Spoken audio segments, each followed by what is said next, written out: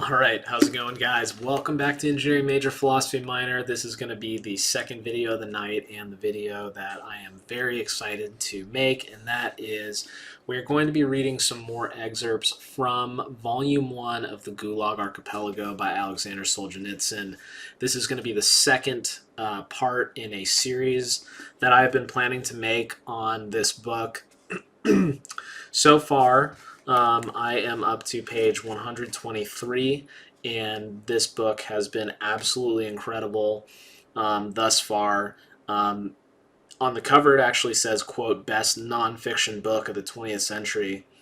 And it actually seems like a lot of the stuff in here sounds just like some dystopian fiction, but throughout the book, there's a bunch of footnotes, there's references, there has been testimony about this from multiple people. This book actually compiles information not just from the things that Alexander Solzhenitsyn wrote down, but also many other people who he encountered throughout the gulags or the Soviet prison camps. And so there's just a lot of parallels between things that occurred in the beginning of the Soviet Union and things that happen in contemporary times, such as the year 2020, and even going back to things even going back to time periods such as like the 60s and the 70s. In fact, leading up until today. So. In this particular chapter, Alexander Solzhenitsyn is talking about what's known as Article 58, which is basically the Soviet criminal code that I can't remember off the top of my head if it was implemented by Stalin or if it was implemented by Lenin, but certainly the punishments were expanded by Stalin, and sort of the interpretations of the code were, or interpretations of the article, were definitely expanded by Stalin. And so I want to read you guys some passages from here which I think were particularly interesting and also particularly applicable to contemporary or current events, especially things that have occurred just within the last 10 years. At least of what I've witnessed in my own life. So I have up here on the screen a picture of this next page. I'm actually going to start with the last sentence of page 65, which leads into this section 10. So let's go ahead and get started. But there was no section in Article 58 which was interpreted as broadly and with so ardent a revolutionary conscience as Section 10. So that's this sentence right here. Its definition was, quote, propaganda or agitation containing an appeal for the overthrow, subverting, or weakening of the Soviet power. Now, this next part is really important. And equally, the dissemination or preparation or possession of literary materials of similar content. So just right here, we can see that this is an attack on free speech and really, freedom of publishing material, freedom of sharing ideas. And I just want you guys to think about, as we read through this, some of the attacks on free speech or sharing of literary materials that we have encountered just throughout this year. There have been several books that were banned from being sold. There have been people openly burning books on social media and showing this to people. And there have been people even burning the American flag, accusing American ideals and the nuclear family as somehow being toxic. Of course, one could imagine that it's very easy to interpret any idea or any piece of literature or any publication for that matter. You can imagine if YouTube and Facebook and Twitter and everything like that existed back then, this would surely apply to that as well. So just think about that as we read through this. For this section, in peacetime, a minimum penalty only was set, not any less, not too light. No upper limit was set for the maximum penalty. And then I'm going to go ahead and skip ahead here a little bit.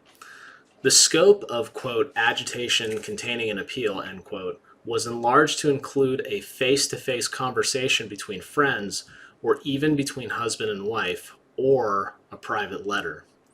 So put yourself in, the situation of somebody like this.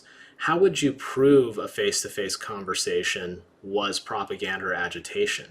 How would you prove that a conversation between friends or a private letter was dissemination or preparation of propagandizing or agitating content?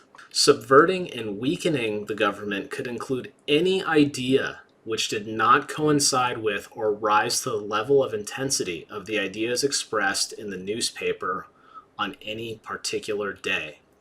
After all, anything which does not strengthen must weaken. Indeed, anything which does not completely fit in, coincide, subverts.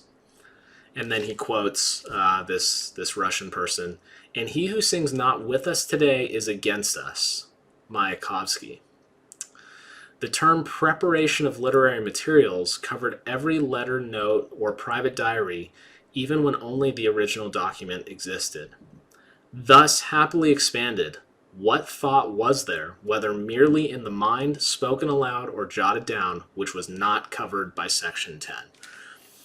This paragraph right here is insanely powerful. Let's think about the suppression of news stories via social media. We can talk about Hunter Biden stories.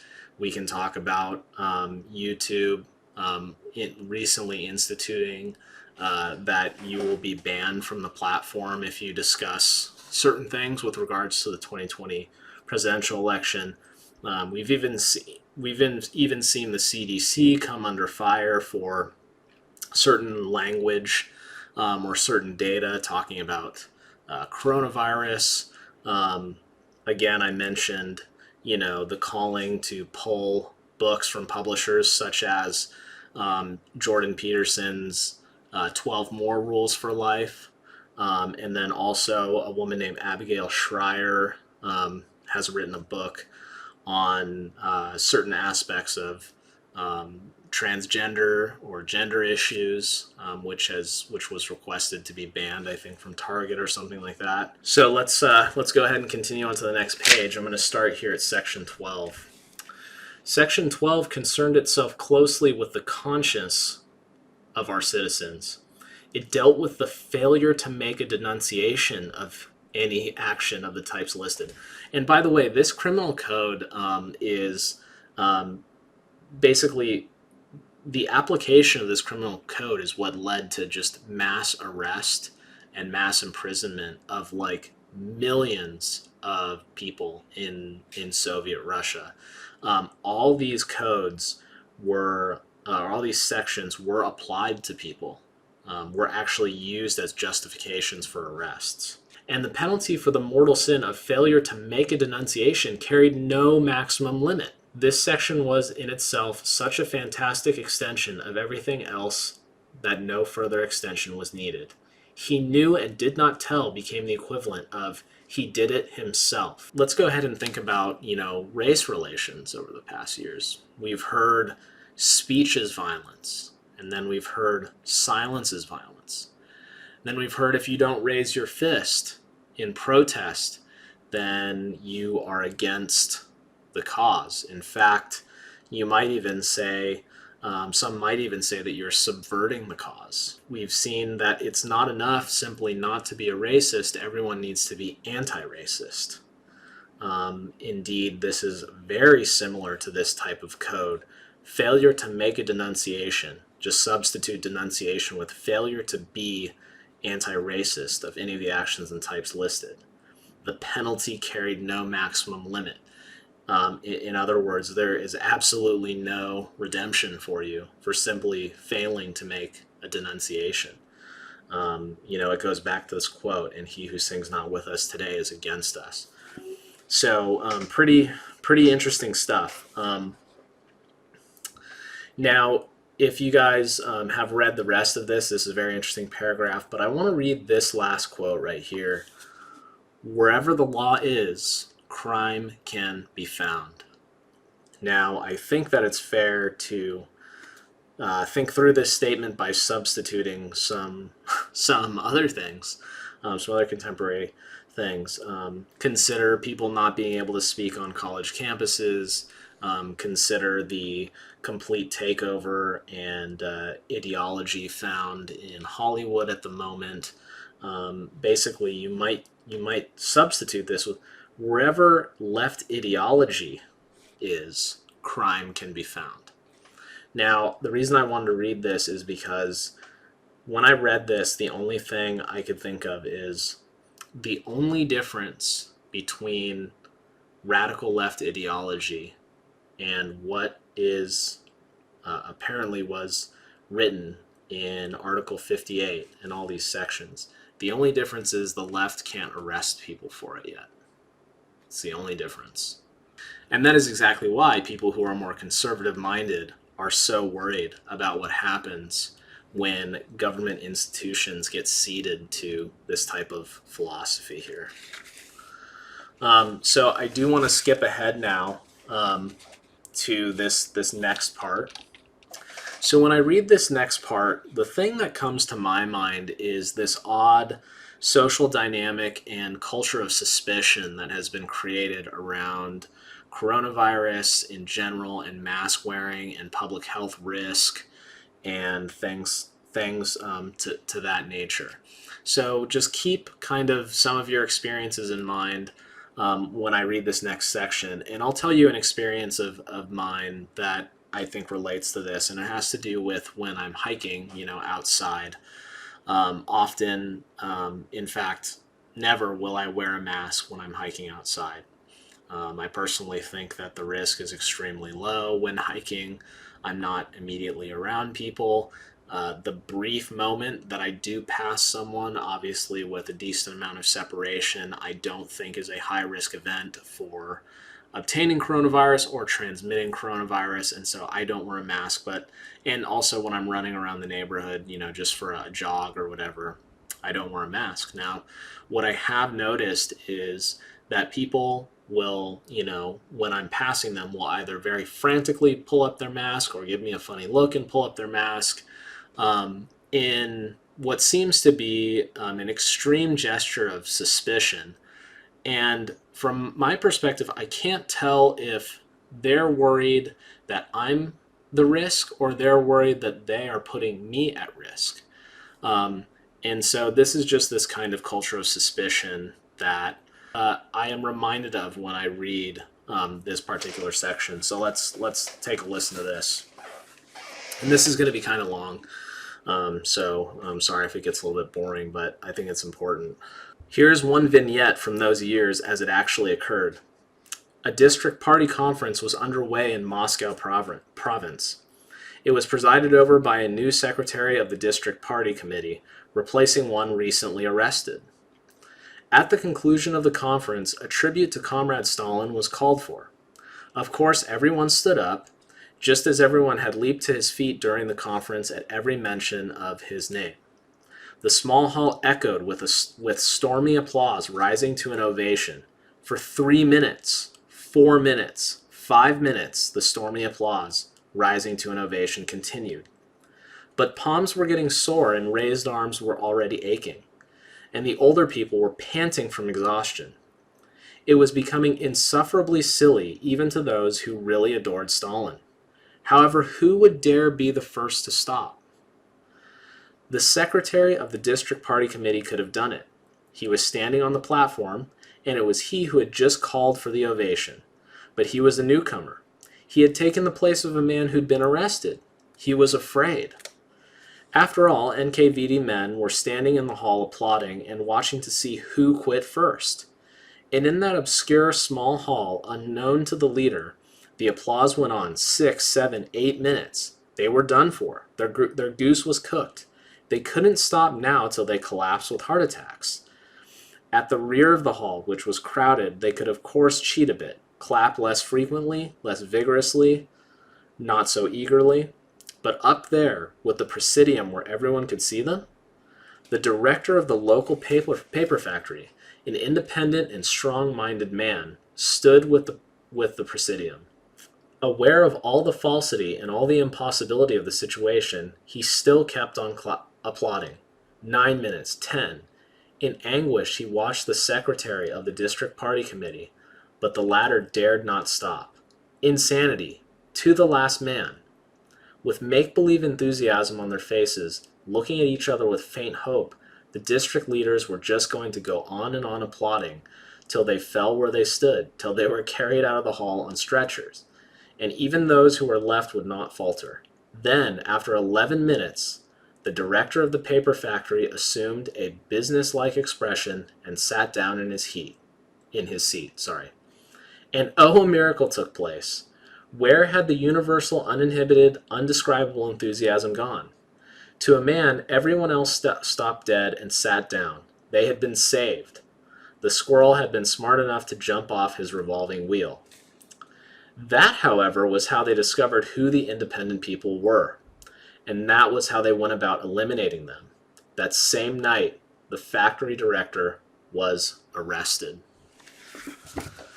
I just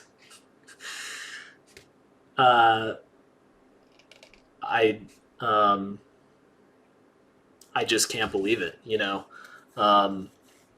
And it seems like such a far-fetched story, and you know, some people watching this would say, well, there's no way for that to be verified. Sure, there's a little footnote here, 36. Apparently, this was a story told to Solzhenitsyn by whoever this person was. Their name is blocked for probably personal reasons. But that story doesn't, like, to me, I read that story and I was like, that's insane. That may not be true. But then I thought about all the rituals that have been going on with mask wearing and stuff like that. Who's going to be the person to take off their mask? Who's going to be the person who, gets called out for a violation? What are the violations? What is allowed? Recently this week we saw a 2-year-old get kicked off a plane with I think it was her with her family getting kicked off the plane, who were also wearing masks. Just kind of extrapolating that out to the culture of suspicion of, who's putting other people at risks. You can think about contact tracing too. I mean, what happens when there's actually punishments issued? What will those punishments be? And who's going to report who? This quote, that was how they discovered who the independent people were. They is not only the people around who were suspicious, but it's the people who were going and making arrests. That's how they discovered who the independent people were. And not only that, it shows all the people with, who are in this hellish landscape of suspicion. It shows them what they probably don't want to do.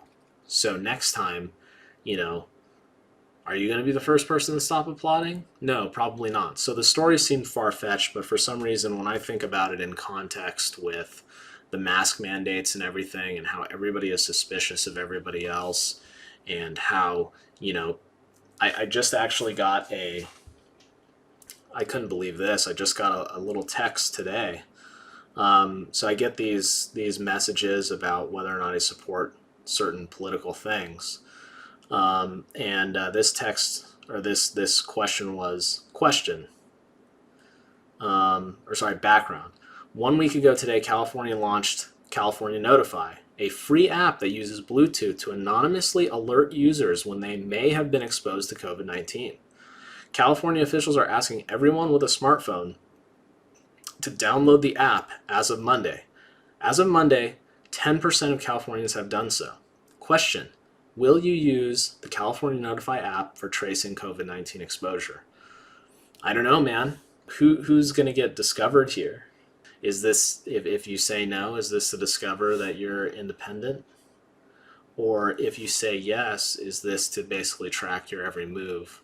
To figure out if you can be labeled the public health pariah if you get the disease and you're not able to just sit around at home and get food delivered to you.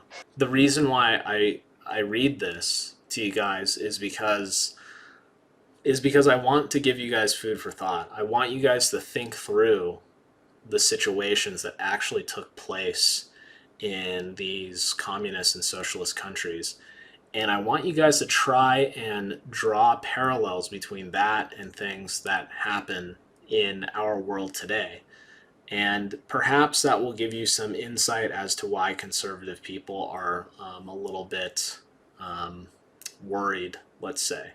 Because like I was saying earlier in the video, it seems to me that the only difference between the socialists of Soviet Russia and the radical left ideologues of today is that the radical left ideologues cannot yet arrest all of us for disagreeing with them.